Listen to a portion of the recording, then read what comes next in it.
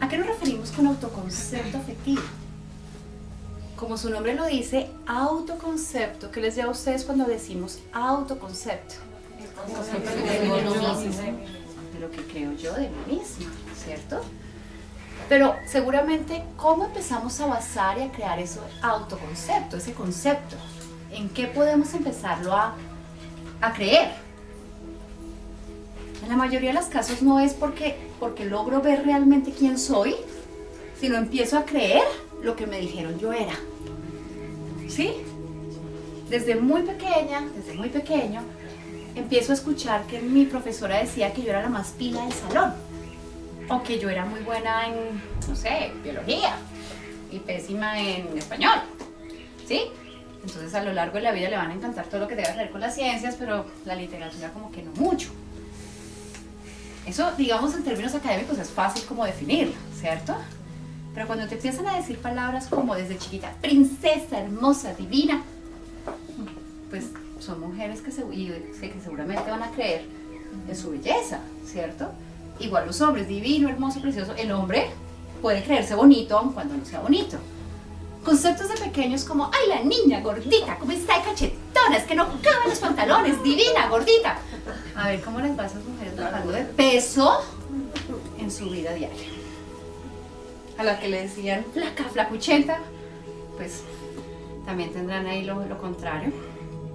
Y así vienen todas las palabras. Eso. Empecemos a pensar los conceptos comunes que nos empiezan a decir de niños. Entonces eso, ¿eres juicioso? No eres juicioso. ¿Te va bien en una materia? Te va mal en otra, ¿cierto? Eso es lo que acabo de decir del físico, ayúdenme ustedes. Entonces, ¿te ves gordita? ¿Te ves flaquita?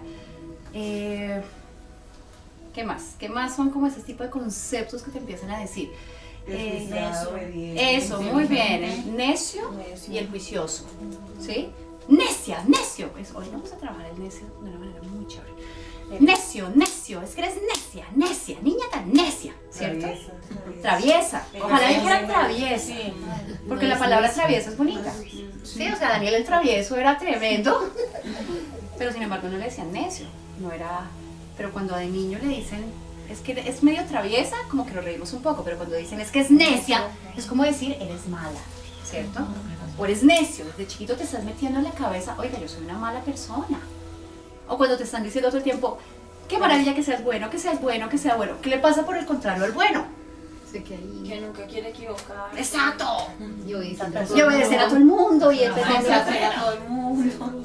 Y que por lo general la misma persona tiene los dos muy fuertes. En crianzas donde se habló mucho del necio y del bueno, del malo al bueno, tiene metido eso. A veces como que se pone en el papel del bueno, bueno, bueno y quiere demostrar a todo el mundo que es bueno.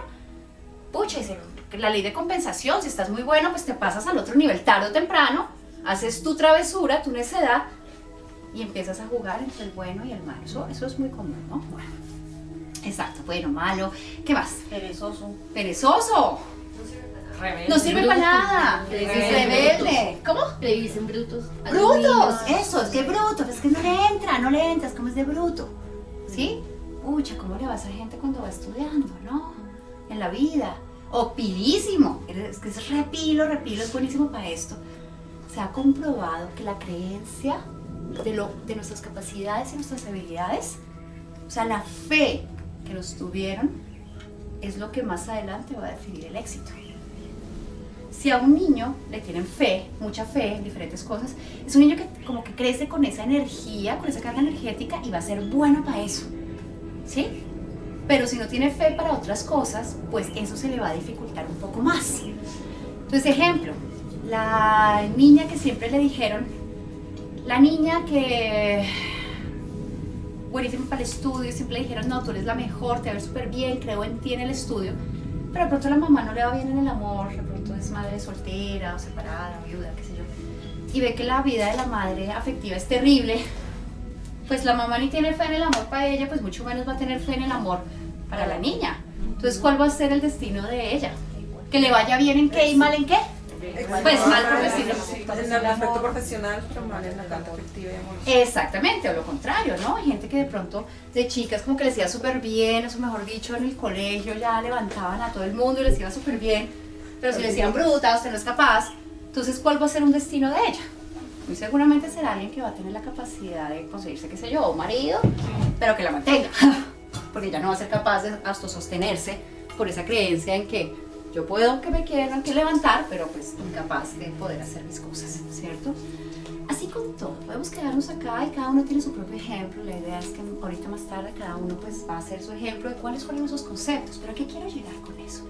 A lo que quiero llegar con eso es que los niños se creen absolutamente todo lo que les dicen. Todo. O sea, un niño se lo toma literal. La evolución afectiva es finalmente salir de patrones creados en el inconsciente. El inconsciente se programa en su mayor parte de los 0 a los 12 años y se sigue reforzando como desde los 12 hasta los 18. Pero realmente es de los 0 a los 12 que es una esponja y que eso empieza a tomar todo lo que se ve en esa época, 12, 13 años, hasta los 0 a 13 años, se lo empieza a realmente creer. Ya el adolescente ya no come tanto cuento, ¿cierto? ¿Por qué 12, 13 años? Porque es que es más o menos la edad del desarrollo. Y los muchachos cuando están en su momento, cuando nos hemos vuelto niñas y nos vamos a volver mujercitas, hombres, ¿sí? Pues ese es un momento en que la identidad como que se confunde un poco, ¿cierto? Y entonces por eso se cree, al no tener tanta identidad, se agarra uno de lo que le dé medio sentido de pertenencia, por eso es que ya hacia la adolescencia, 14, 15 años, ya podemos ser más nosotros, rebeldes si queremos, juicio como sea, pero ya como que tenemos un poquito más de identidad y no comemos cuento tanto afuera. Pero de los 0 hacia 13 años, le creemos a todo. Entonces, si a ti te dicen, no sirves para nada, vas a tener el convencimiento de que no vas a servir para nada. ¿Sí? Nadie te va a querer. Así, ¿quién la va a querer? Así, ¿quién? Sí. Obviamente, no se trata. O sea, el objetivo que tenemos, si bien es mirar cuáles son estos conceptos que nos hemos creído de nosotras mismas basados en los juicios. No vamos a ser víctimas, no vamos a hacer la victimización porque hay una delgada línea que es muy importante que todos sepamos cuando hacemos procesos de análisis personal o terapéuticos. Cuando tú estás haciendo terapia, empiezas a darte cuenta de muchas cosas, pero tienes dos caminos. Decir, oh, pobre de mí, me vuelvo víctima y pobrecita la vida y cómo lo hicieron de mal. O decir, ok, esta soy yo, lo supero y sigo adelante. Esta es la segunda opción que siempre vamos a tomar, ¿cierto? O sea que acá la idea no es ni hacernos víctimas ni decirnos, ay, pobrecita, sí, ay, es que no creen en mí, ay, sí, pobrecita, es que yo, ay, es que sí. Ni tampoco decir, uy, mis papás cómo eran de malos. Eso, mi mamá cómo me fue a hacer eso, mi papá cómo me fue a hacer eso. Sí, tenemos derecho a que nos dé un poquito de rabia. Pero es que tus papás trataron como los trataron, ¿sí? Estos son cadenas de maltrato tras maltrato tras maltrato. Y estamos acá para parar eso, para hacerlo mejor con nuestros hijos, con nuestros amigos, con nuestras parejas. O sea, también dejemos de echar la culpa a nuestros padres por todo, ¿sí? Eso hacemos los adultos ya. Y los que queremos avanzar, las víctimas pueden tener 60 años y todavía echarle la culpa a su mamá de porque, no sé, X cosa.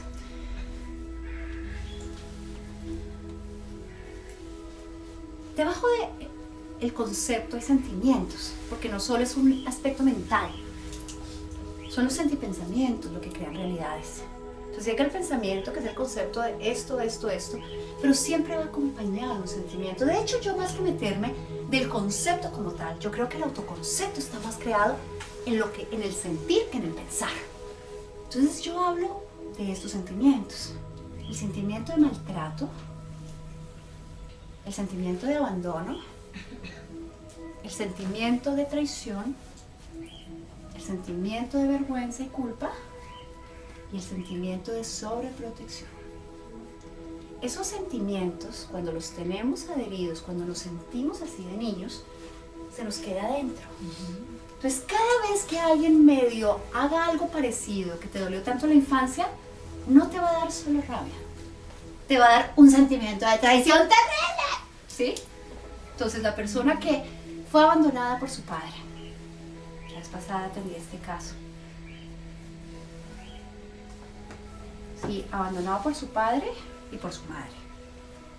Sí, la madre abandona, el padre se hace cargo, pero también termina dejando para que cuide la tía, o alguien así. Hacemos a la persona con doble abandono. Ella crece en el mundo.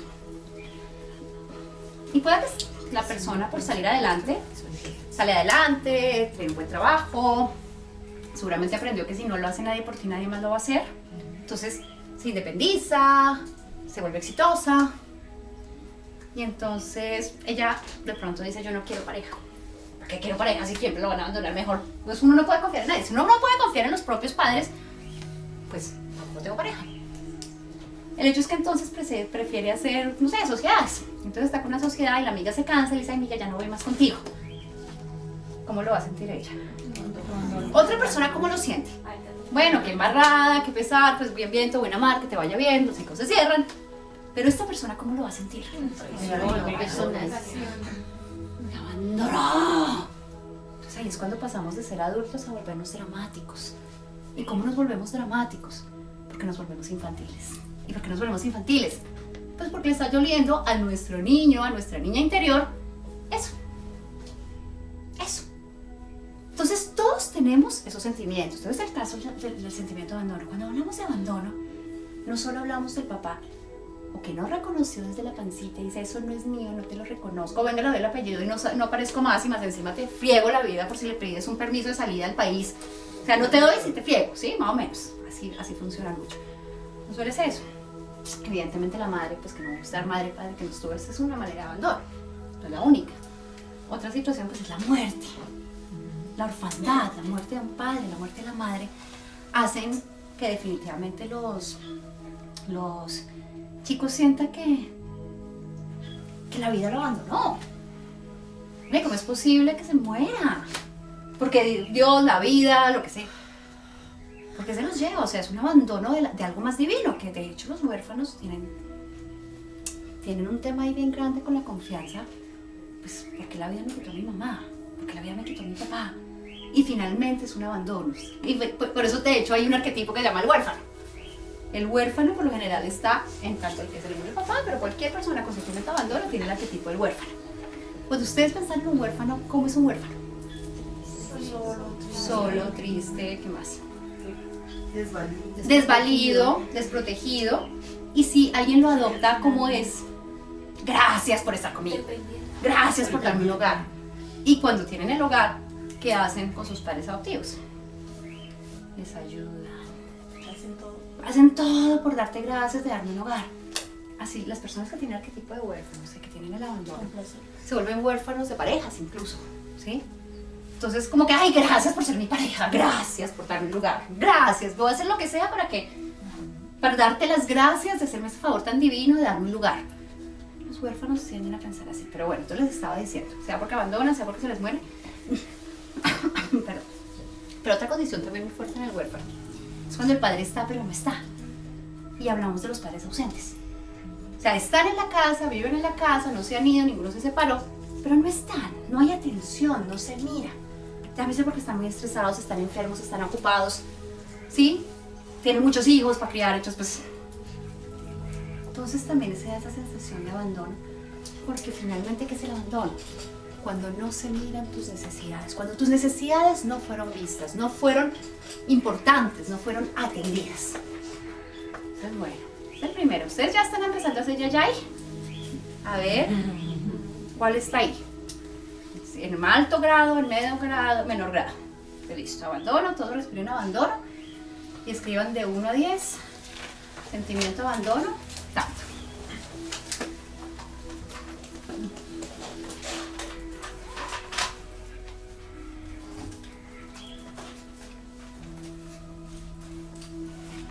Nos vamos con el sentimiento de maltrato. Y cuando yo me refiero a maltrato, no me refiero solo a las muelas o al golpe. Yo al maltrato me refiero al maltrato físico, al maltrato verbal, a la manipulación o tratazo psicológico y obviamente al abuso sexual.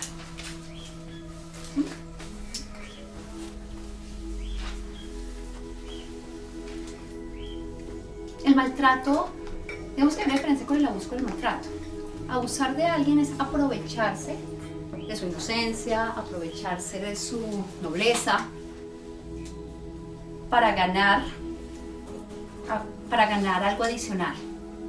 Tener un deseo, suplir un deseo egoísta a partir de aprovecharme de tu nobleza, aprovecharme de tu inocencia.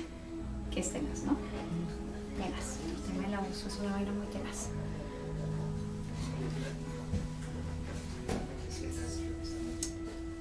El maltrato no necesariamente se da de un grande a un chiquito. El maltrato se puede dar de par a par. Porque entre hermanos se pueden maltratar. Entre parejas se pueden maltratar. Entre ambos hay muchas maneras de maltratar. Claro, evidentemente cuando te cogían la muenda y el golpe, pues sí, ahí queda un maltrato. Hoy en día preguntan, ay, pero es que antes el psicólogo era la chancleta o la correa. No, por ningún motivo podemos aceptar una manera de educación a partir de los golpes. Ahora bien, unas palmaditas pues no pasa nada, ¿sí? Cuando a veces los chinos son muy chiquitos, pues una palmada, pues eso no va a traumatizar a nadie. Pero lo que es la muenda, el golpe duro, sí, eso sí hace daño. Realmente queda un daño, porque las personas que son maltratadas en la infancia, que les golpearon mucho, y acá te hacen el permiso de decir, la persona que en este momento está resonando con esto, que se siente de grande. Cuando a los golpes te hacían aprender, cuando los golpes te enseñaban, ¿qué sensación queda en el cuerpo? ¿Qué sensación queda en su ser? Por favor, respondan. Cansancio. Cansancio. Cansancio. Muy bien. Rabia. Resentimiento. Agresividad. ¿Cómo dices? Agresividad. Agresividad, defensiva, por supuesto. De hecho, el cuerpo empieza a cambiar. El cuerpo de un niño que no es maltratado, por lo general saca el pechito y es como un cuerpo ligero, con energía. El niño que es continuamente maltratado empieza a hacer esto, desde chiquitos, una manera de estar siempre a la defensiva. Y no me refiero porque te dan el golpe y no te puedes defender, sino también me refiero cuando lo están criticando todo el tiempo. ¡Ah, este chino, quite de ahí! ¡Ay, qué mamera, chito! ¡Pa! ¿Cierto? ¿Cómo se empieza a sentir el niño? ¿Qué hay debajo? Oiga, yo debo ser una persona como tan maluca, o sea, ¿de verdad debo tener algo tan malo? ¿O de verdad qué hay en mí para que me traten tan mal? Y cuando alguien es tratado mal, pierde la dignidad, pierde el merecimiento, pierde como el decir, oiga, vine al mundo a disfrutarlo, a vivirlo, sino como que, ay, venga, más bien algo malo me va a pasar, o alguien me va a criticar o me va a juzgar, ¿sí? O me van a castigar por lo que sí, por lo que no, por lo que también, y como que me aíslo. La mejor manera de explicarlo es el animal, el perrito, que lo castigaron demasiado. ¿Cómo es el perrito frente a un perrito que no le pegaron? El perro que no le pegaron sale al mundo, sale al parque, pero el perro maltratado, ¿cómo sale? Escondido. Y tiene dos opciones, o huir siempre o Atacar. debajo de los maltratadores hay maltrato también, ¿no? Entonces un perro que se vuelve agresivo después lo mandan a dormir. Lo que le pasa a los tiranos, ¿no? El tirano no sabe manejar su ira, estalla y termina siendo el que lo meten por allá, el malo, cuando realmente, bueno, todo es una cadena. Okay. La vergüenza, la culpa, una de las maneras de hacer sentir a alguien mal es echándole la culpa, haciéndolo sentir malo o avergonzándose de él. Y ahí es cuando hablamos del bullying, cuando se burlaban de algo de ti, cuando te hacían sentir indigno, no suficiente, incluso sucios, incluso menos. ¿Por ser qué? Por tener el pelo así, por tener los dientes así, por tener el cuerpo así, Entonces la adolescencia es cruel, ¿sí? Pero también la infancia. En muchos hogares hay mucho bullying. Donde la misma madre, el mismo padre se burla de los mismos hijos, entre los hermanos se cascan y se burlan horrible. Bueno, se me olvidó preguntarle este maltrato. Llámese maltrato físico o verbal, el que recibiste, por favor escribe de 1 a 10. 1 poco, 10 mucho. Por favor escribe el número del maltrato. Se me olvidó hacerles esa pregunta antes de pasar a... Eso, muy bien. Retomo la vergüenza y la culpa. Es que la vergüenza es finalmente una manera de que manchen algo que está en de nosotros, que es nuestro nombre, nuestro buen nombre. Que a punta de vergüenza, ¿qué hace? ¿Qué se logra? Pues avergonzarte del ser que eres.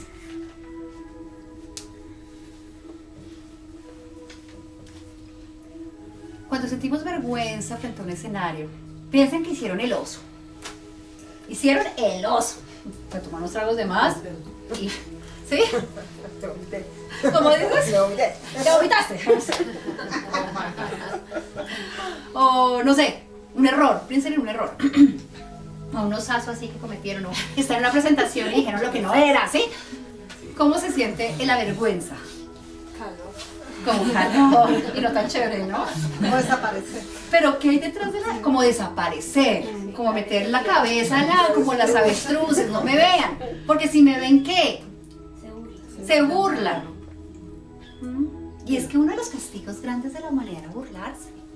Porque creen que los tomatazos de la Edad Media, el mismo Jesucristo ponerlo en la cruz. Eso, ponerlo en la cruz no era una muerte lenta, además de eso, era para que la gente lo mirara, se burlara, ¿sí?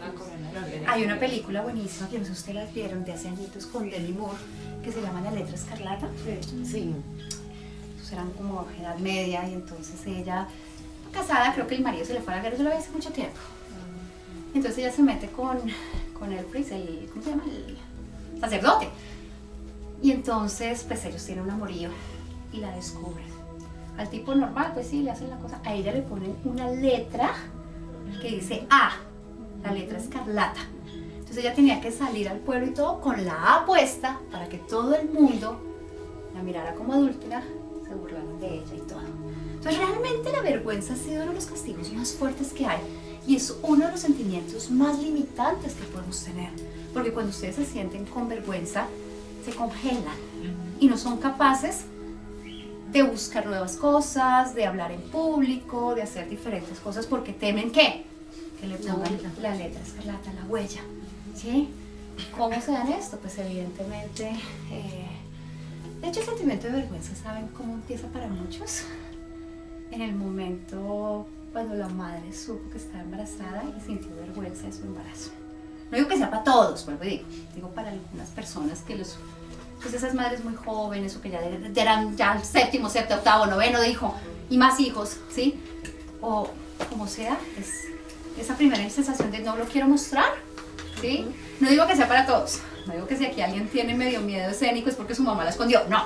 Digo es solo en algunos casos, ¿sí? Simplemente les quiero dar eso. Pero son muchos los aspectos y vale la pena que en este momento miremos mi sentimiento de vergüenza está de 1 a 10 en 4.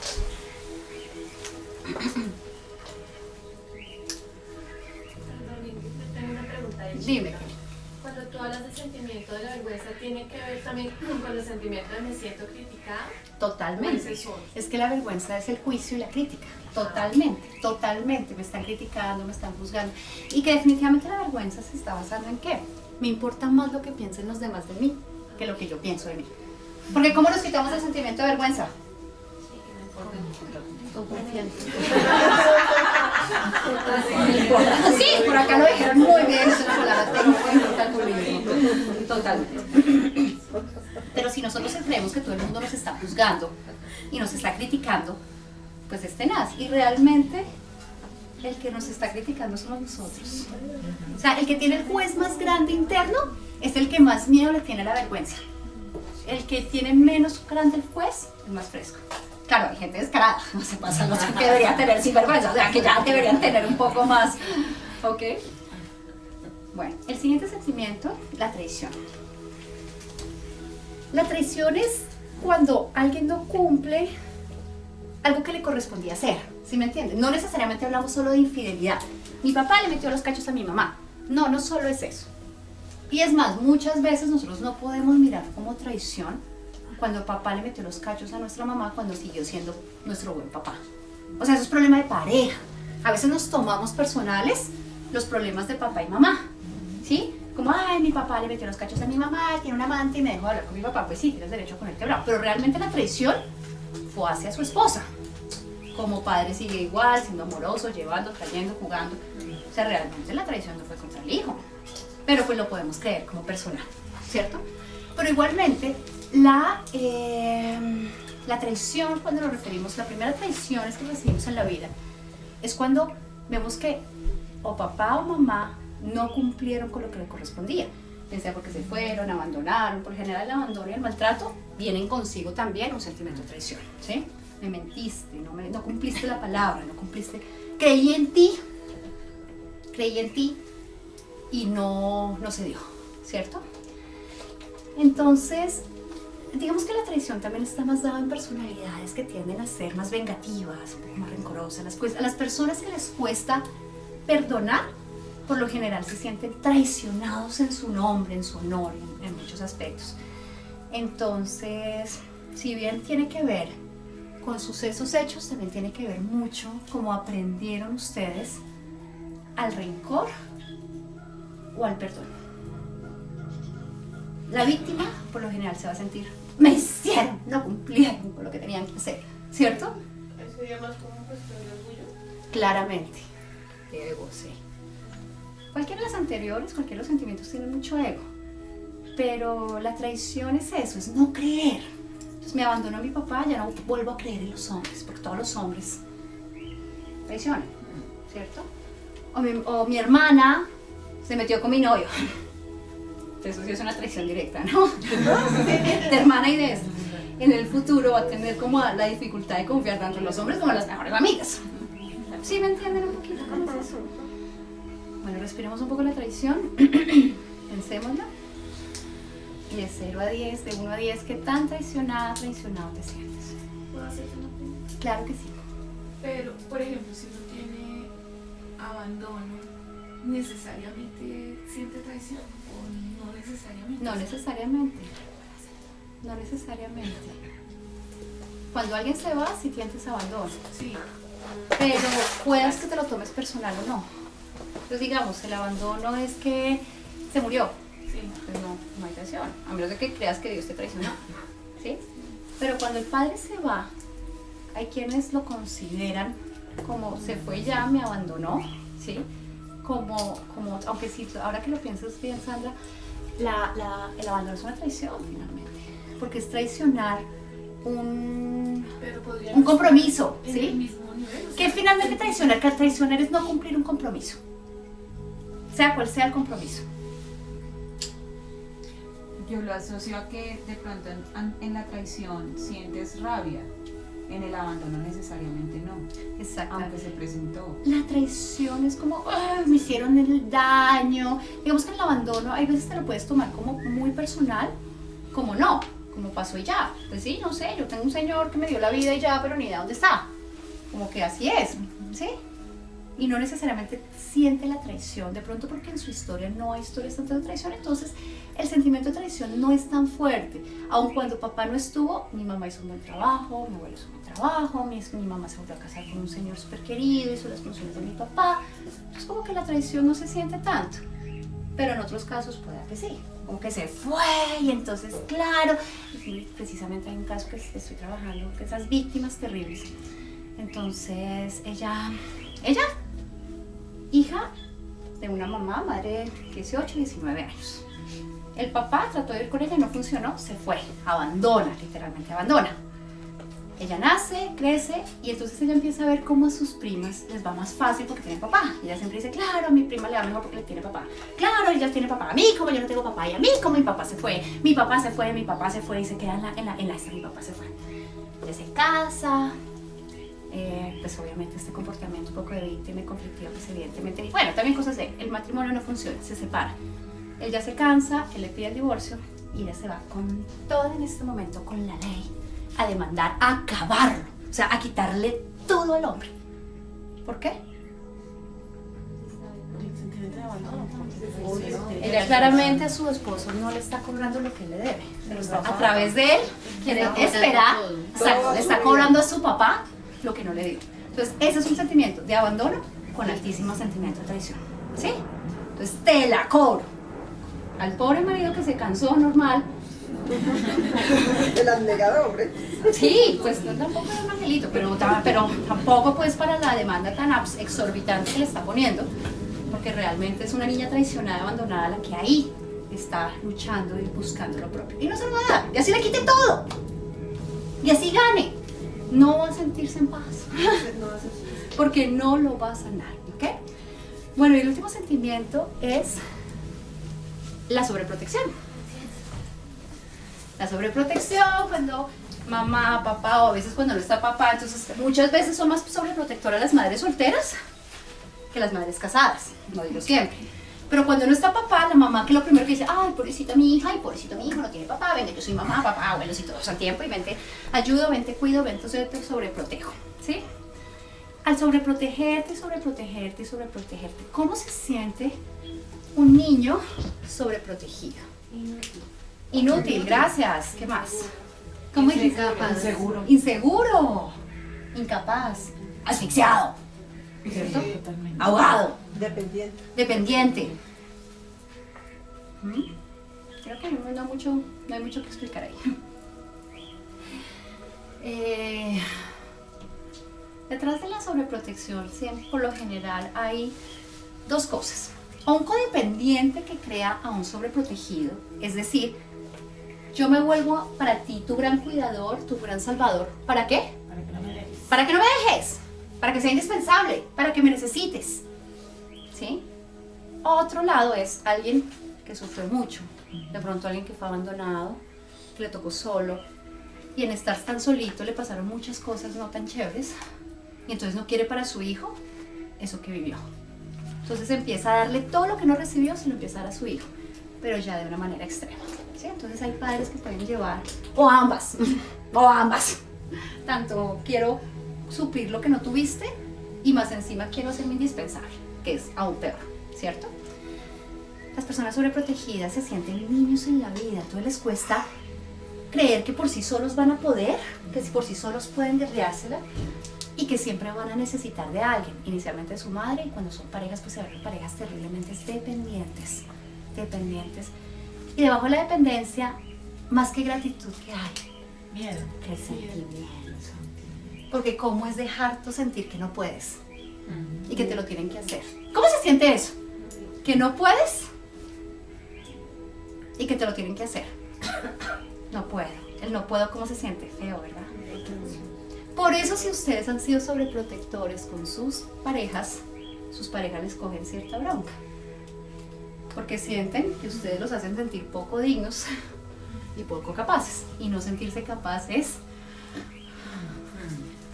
la piedra. Entonces, ojo con sobreproteger. ¿Ok?